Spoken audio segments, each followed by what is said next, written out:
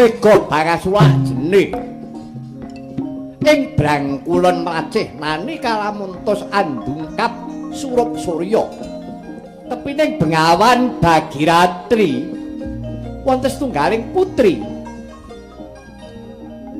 ingkang lagi nandhang sungkawa ing penggalih karana kacuwan rikalane dinuta kawan ingkang putra para Pandhawa mring negari Ngastina ngengetaken kelawan Prabu Duryudana parandene pangandikanira Sang Dewi Kunti Talibrata datan tinampi kelawan ingkang putra pulunan Prabu Duryudana kepara Prabu Duryudana nguman-uman kelawan kusumaning ayu Dewi Kunti ngantos kalepat los tanpa pamit sumring kasatriyan panggombaan kempal kawan Sang Widura ing mangke wancine Sang Dewi nedya sesuci wonten Bengawan Bagiratri ingkang tirtane dinanggep suci kawan para tapa dereng ngantos kelampahan siram jamas kedadak kapiyarsa krincinging kendhalining kuda kalamunta ana rata anenggih punika ingkang putra Ngamoga Prabu Karna Pasusena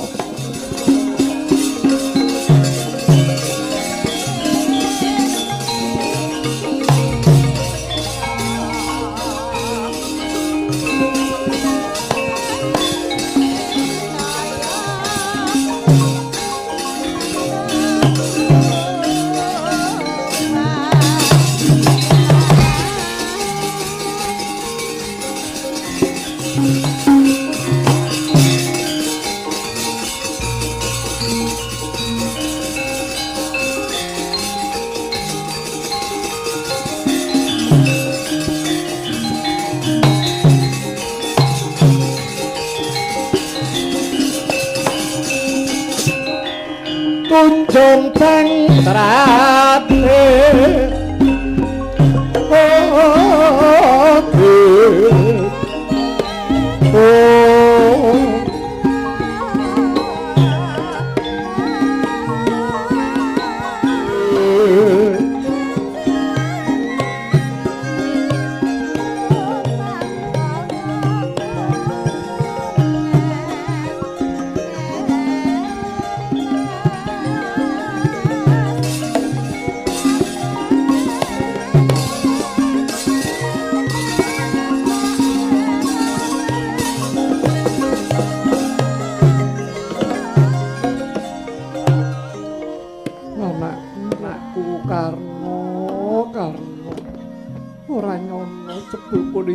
bisa ketemu kelawan Sira Karna ana tepining Bengawan Bagiratri aku ibumu Karna aku ibumu Dewi Kunti Talibrata iki ngaturaken sumungkuning pangabekti kula mawantu-wantu mugi konjuka Sang Dewi Karna kuwi matur karo aku nyebut aku Kanjeng Ibu kaya ngapa bungae atiku kaya ngapa bombonge atiku yen to kowe gelem nyebut aku Kanjeng Ibu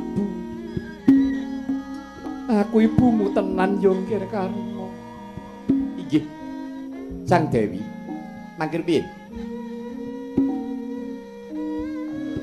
pramila kula nyebat kaliyan paduka Sang Dewi menika janjanipun kula inggih ngertos ngantos pamireng kula keberbegen menawi to Karna menika putranipun Dewi Kunti mung cacatipun kula menika kok dereng nate ngraosaken sepinten agenging tresnanipun Dewi Kunti dumateng putranipun pun Karna Cobi kula aturi paring dawuh. Menapa to sababipun putri menika kok dipun sebat ibu? Anane wanita disebut ibu karana wanita kang nggerbini, wanita kang nglairake. Yen to wis nglairake diopeni dikula wentah dimulyakake. Nah, menawi paduka Sang Dewi ngendika kados ngaten. Wanita dipun sebat ibu menika karana wanita ingkang nggerbini tumunten nglairaken lajeng kula wentah kaliyan putranipun madosaken kamulyan. Nggih ngaten to kala wau bener mengkono. Lah rikala panjenengan nglairaken kula nggerbini inggih menika nglairaken kula panjenengan kula wentah menapa mboten?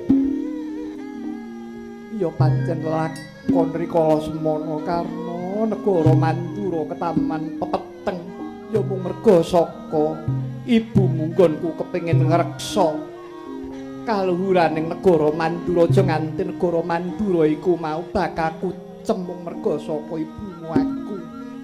Mulaku nganti pisah karo kowe karna rikala semana kowe nganti tak larung yana pinggiring Bengawan Bagiratri kene.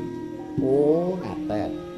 Lah inggih, panjenengan ngreksa negari Mandura menika menapa nggih kedah ngurbanaken putra. Dosanipun menapa?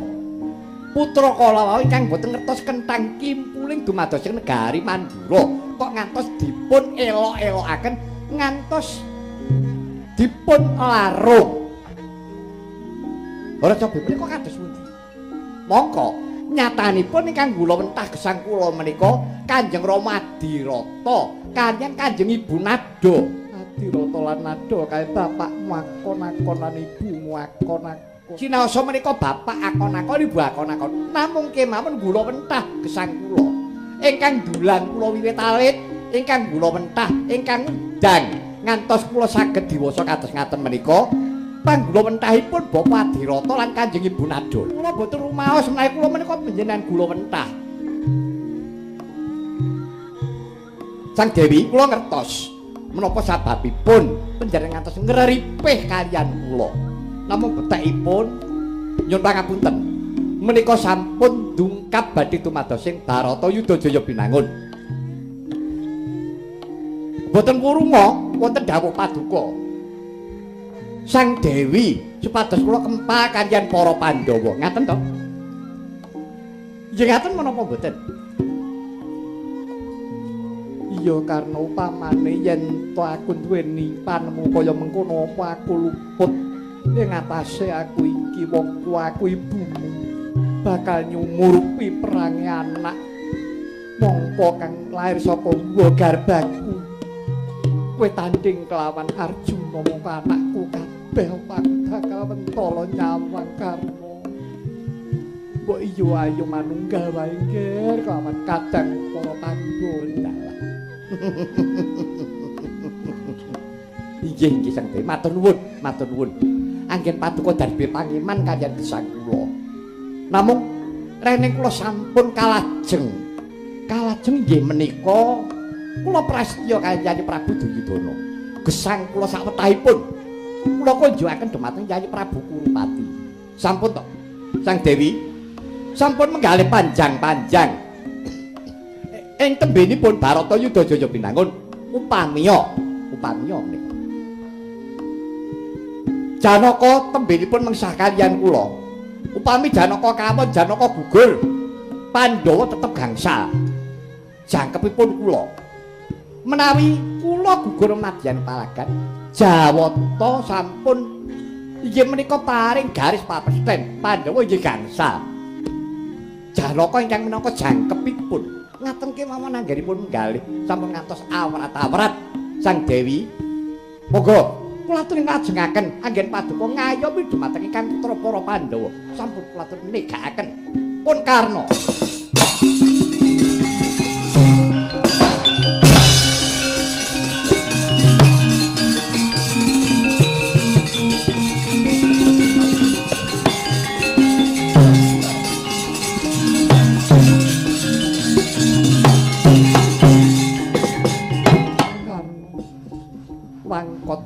kali atimu nganti ucapmu tumanem ana pulung atiku kaya ngiris-iris jantungku nanging nadyan to mengkono karena aku bombok ibumu aku mongkok jroning atiku aku duwe anak duweni prastya kang dhuwur kowe netepi marang darmaning uripmu karena nadyan to ucapmu kaya mengkono ibumu ora bakal serik aku ndodho marang kalumputan iku Kanjeng Bibi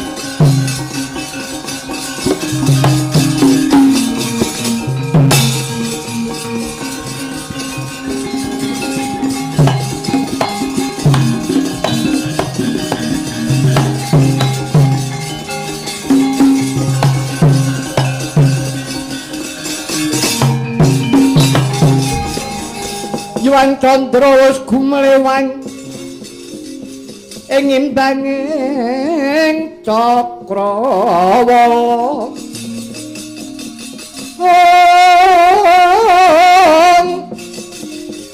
wayahe wis gagat enjing rame swaraning sata kukuluruk sesawuran wetan soroting haruna mega bangkaton sumirat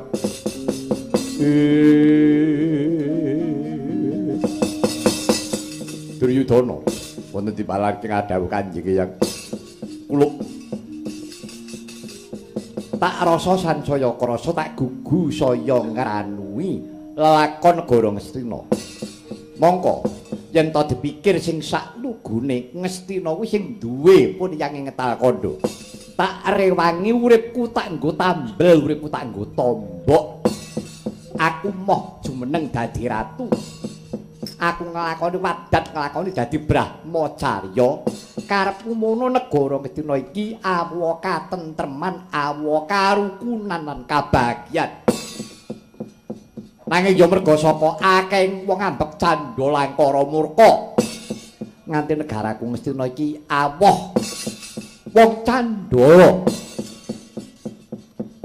akeh wong kang angkara murka mung milikake bab perkara bondo donya mula kang saka iku Duryudana anakmu iki perang gedhe Baratayuda Jaya Binangun bakal kasembadan ya anane Kang Raka Narendra Dwarawati Prabu Kresna ingkang minangka dadi duta pamungkas mau wis bisa netepake Baratayuda kudu dadi mula kang iku Duryudana timbang aku iki ora mentala nyawanggahaning negara Kedina aku tak ndisiki laku jumeneng dadi senopati kalungguhan senopati dene iki tak jaluk aku sing ndisiki jumeneng dadi senopati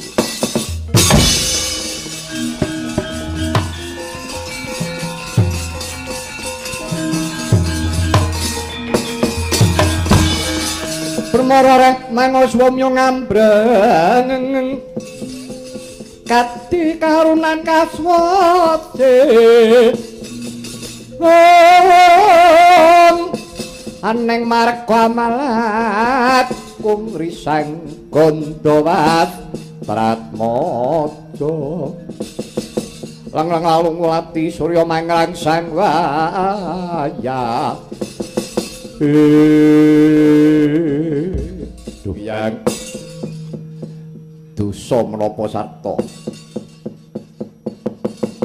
badhe nampi bebuntu menapa menawi ngantos kula negakaken paduka Kanjeng Hyang rumaos dosa gesang kula ora sah ngrembug dosa rasah ngrembug bab perkara kleru luput nista madya utama jroning Bratayuda wis ora kanggo nek eneng wong gelem tata krama ora bakal eneng perang gedhe kaya ngene iki anane dumadi perang gedhe gegempuran iki jalaran wis ora eneng wong gelem tata krama ora eneng wong duweni rasa mongki nemong gedheake rasa pangapura eneng wong pamer umuk mula dina iki Duryudana ora susah kowe mikirake pun kaki aku sing jumeneng dadi senopati tumpese Pandhawa yen peremban kula matur menapa menawi panjenengan jumeneng dados senopati menapa kelampahan badhe mbeset kulit piyambak mengsah panjenengan menika para Pandhawa sengkuni wonten dawuh ucapmu kaya upas iki uripmu eneng negara dene mung nemplek kemladian saupamane ora susah dadak kowe micara ora susah dadak kakehan wuwus oh iya sampun ya angkah kula ora usah nganggo angkah kula kowe iki menengo ya Dik kowe iki menengo ora usah dakake sing borbuk sengkuni cahene kok nonyol-nonyol iki ngapa to nggih yang mereka keparing pun ngaten kula nyuwagaken keparing paduka Kanjeng Hyang wis aku moh dibiyantu sapa bae nadyan ngakune senopati agung senopati petingan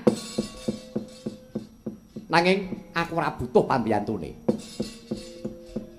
Yati Prabu kula aturi nekseni Yati dinten menika pun Kakang badhe mboten badhe magang damel salebetipun sang senopati agung menika taksih magang damel taksih tumandang pun Kakang badhe mangku tangan kula badhe ningali kemawon menika atur kula nggih boten dados menapa menawi keparipun Kanjeng Hyang mekaten paman sengkuni wonten dawuh kabeh para ratu serayan para kadang sata prawa budhalna dene iki sedika ngestaken dawuh paduka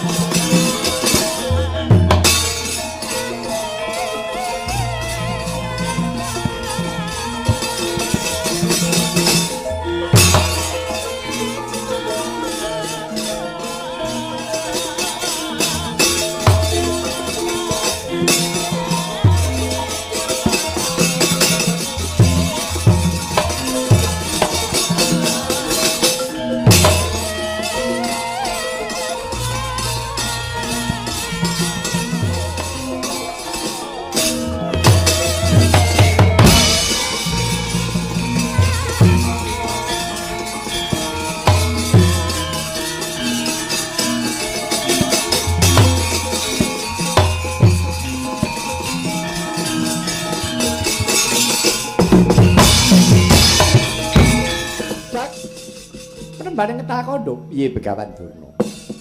Raos kula kok malah bingung. Bingung eneng apa? Mboten ta.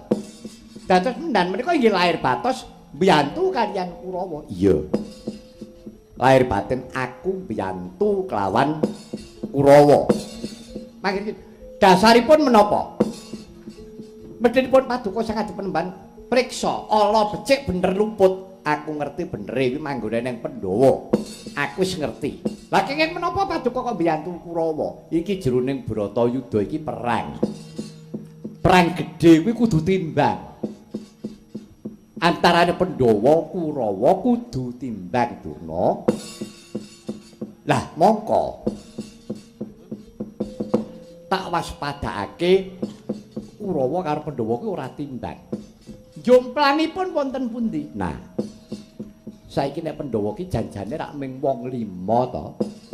Ya ora. Inggih, leres.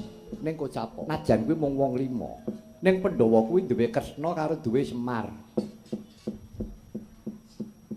Saiki Kurawa ki duwe sapa? Ayo. Pikiran kanthi ning petungan kanthi genep. Ngastina ki duwe sapa? Ora eneng sing dijagakake. Lah yen to aku mau cawe-cawe kowe ora gelem melu cawe-cawe, dadi apa? Pira banggane Kurupati? Oh, ngaten Remban. Iya, mula mriki ayo bebarengan.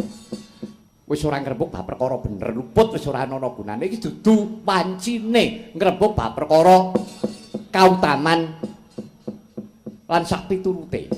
Iki enenge mung wong maju ana madyaning Senopati, ana madyaning Palagan. Mati apa urip kuwi dudu perkarane menungsa. Pasrahe karo Gusti sing gawe urip. Nggih, mangisaken. Ayo barengan. Yen perlu Begawan Durna minangka dadi pengapite Begawan Bisma. Nggih, kula istaken dawuh paduka. Perintahna karo Prabu Salya pisan. Uga dadi pengapitku kiwa tengen. Pendhita Durna kawan Prabu Salya. Nggih, kula istaken dawuh paduka Prambanan.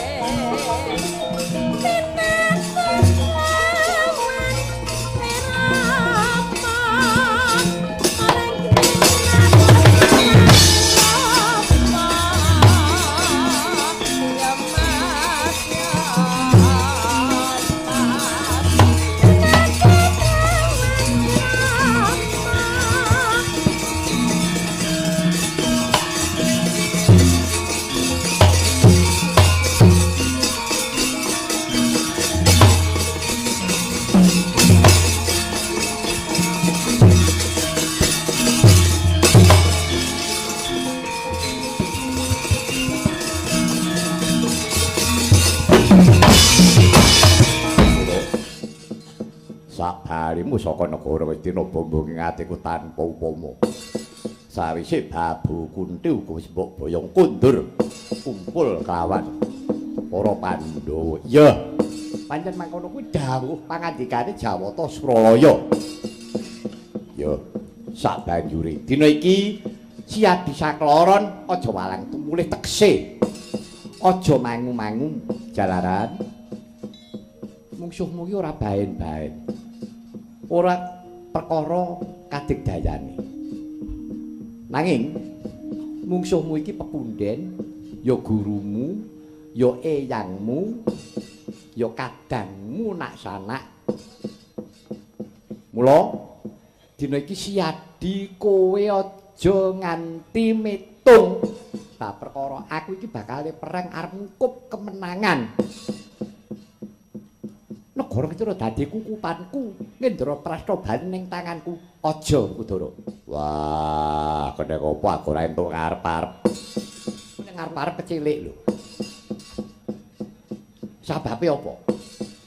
Yen kowe ngarep-arep aku menang bakal ngukup kamulyan, kowe bakal kecilik sebab bondo donya negara Kidara ki wis bakal guragat perang Duryudana. Upama kowe menang besok kowe entukmu negara ki negara kothong. Wis ora eneng bejajine apa-apa.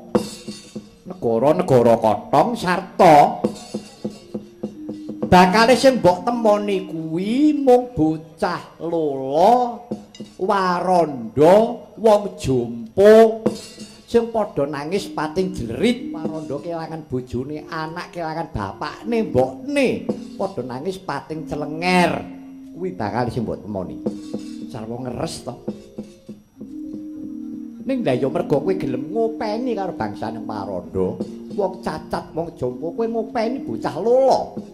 Siadi kowe bakal entuk mustikaning urip sing selawasmu durung tau mbok prangguli ya.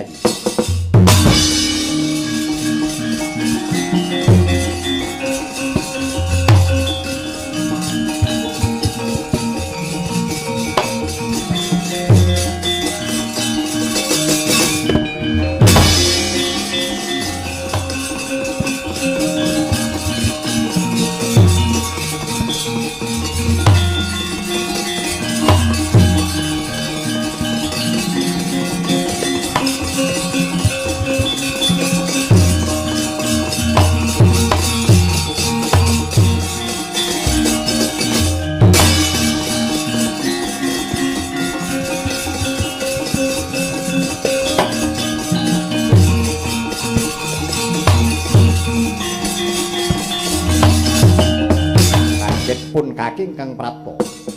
Sing ngandika Kanjeng Hyang Utara kaliyan Kanjeng Hyang Wiyat Sangka. Iya, iya nggih kaki Kresna. Wonten dawuh menapa ya? Jumrupa metuti sabdane Kanjeng Rama Prabu Wirata. Dina iki aku kadhawan biyantu botreng-poteng Pandhawa. Dina iki sarehning Pandhita Ngetaka Kandha Begawan Bisma melu cawe-cawe jumeneng dadi senopati.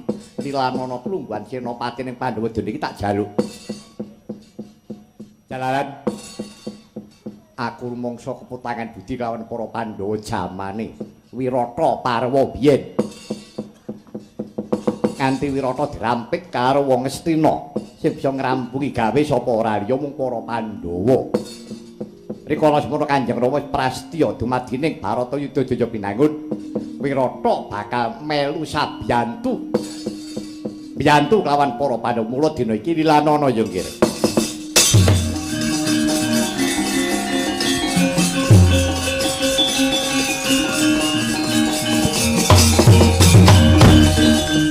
Piye tiyang? Cobi menika pemanggihipun Yayi Werkudara kados pundi? Jalaran ingkang kawogan menika namung Werkudara. Piye nggih Werkudara? Ya piye nggih Werkudara? Ah, Utara Wiratsangka kakekku. Ibarate wong duwe gawe. Sing duwe gawe kuwi para Pandhawa. Ora rampung, tak rampungi dhewe. Ibarate wong duwe gawe sing duwe gawe kuwi Pandhawa. Iya. Aku jagong aku melu nyumbang entuk ora.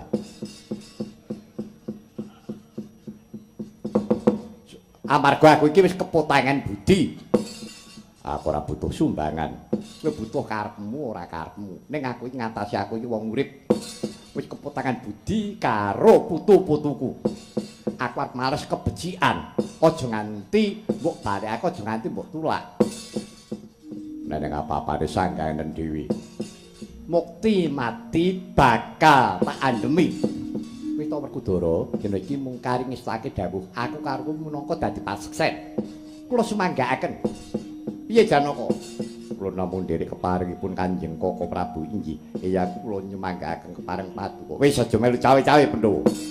Bisma tak rampungane.